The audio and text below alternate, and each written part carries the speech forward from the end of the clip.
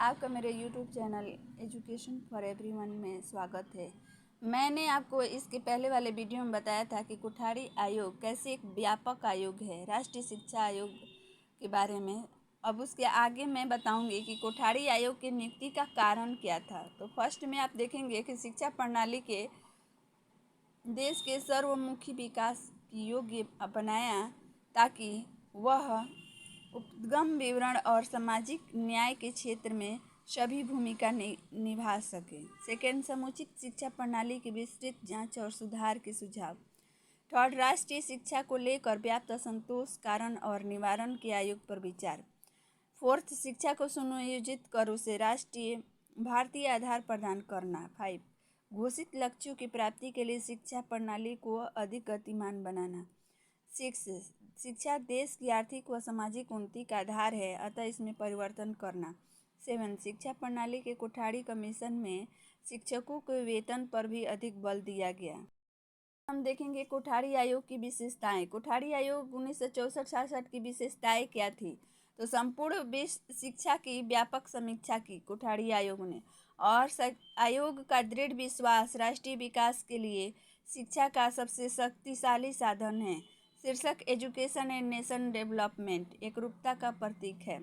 यह अंतर्राष्ट्रीय संयोजन पर आधारित थी। आयोग में 6 विदेशी सदस्य भी शामिल थे। ये सब कोठारी आयोग की विशेषताएं हैं।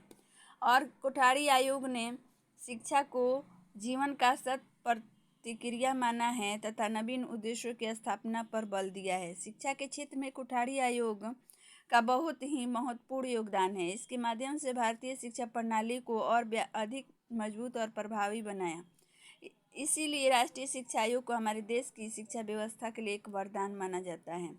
अध्यापकों को अच्छे वेतन प्रोन्नति की सलाह दी गई है। कोठारी आयोग की रिपोर्ट अपने आप में एक इंसाइक्लोपीडिया है। अब हम देखेंगे कोठारी आयोग के उद्देश्य। कोठारी आयोग के उद्देश्य जो हैं वो निम्नलिखित इस प्रकार है। फर्स्ट है, स्वतंत्रता प्राप्ति के बाद भारत सरकार ने देश की परंपराओं एवं मान्यताओं के अनुरूप आधुनिक समाज की आवश्यकताओं एवं आकांक्षाओं को ध्यान में रखकर राष्ट्रीय शिक्षा प्रणाली का विकास करने का प्रयास किया है। स्वतंत्रता प्राप्ति के समय से भारत ने राष्ट्रीय विकास के एक नवीन युग में प्रवेश किया है। इस युग में उसके लक्ष्य है शासन एवं जीवन के ढंग के रूप में धर्मनिरपेक्ष लोकतंत्र की स्थापना, जनता की निर्धनता का अंत, सभी के लिए रहन सहन का उचित स्तर, कृषि का आधुनिकीकरण, उद्योगों का तीव्र विकास, आधुनिक विज्ञान का प्रयोग आदि। थर्ड, स्वतंत्रता प्राप्ति के बाद सभी स्तरों पर शिक्षा का विस्तार हुआ है। अब देखेंगे हम शिक्षा आयोग यानी कोठारी आयोग के क्या क्या गुण थे जिसे इस आयोग को व्यापक आयोग माना गया है। तो शिक्षा आयोग कोठारी आयोग के गुण निम्नलिखित है। फर्स्ट है, जन शिक्षा प्रचार एवं प्रसार के लिए व्यवहारिक शिक्षा का स्वरूप प्रस्तुत करना।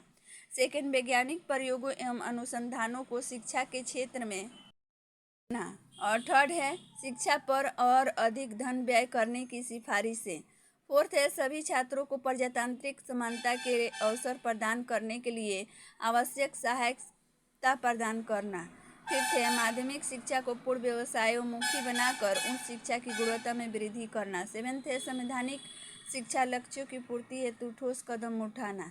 तो अब हम देखेंगे कोठारी आयोग के क्या दोष थे। तो शिक्षा आयोग के दोष जो हैं वो निम्नलिखित इस प्रकार हैं। फर्स्ट है, अंग्रेजी भाषा पर अतिरिक्त बल देने से भारतीय भाषाओं का विकास अवरुद्ध हो गया।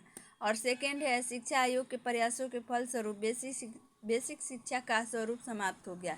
निष्कर्ष में अब हम कह सकते हैं कंक्लूजन कि उपरोक्त विवरण से स्पष्ट होता है कि अभी तक भारत में ऐसी शिक्षा आयोग की नियुक्ति नहीं हुई थी जो शिक्षा के सभी पहलुओं को अच्छे से देखा, समझा और विचार किया। इस प्रकार हम कह सकते हैं कि राष्ट्रीय शिक्षा आयोग कोठारी कमीशन आयोग शिक्षा का एक व्यापक आयोग है। That's all. Thank you. मेरे वीडियो को लाइक और सब्सक्राइब ज़रूर कीजिएगा। नेक्स्ट वीडियो के लिए आप ऐसे ही मेरे मन को प्रोत्साहित करते रहिए। लाइक कीजिए, सब्सक्राइब कीजिए।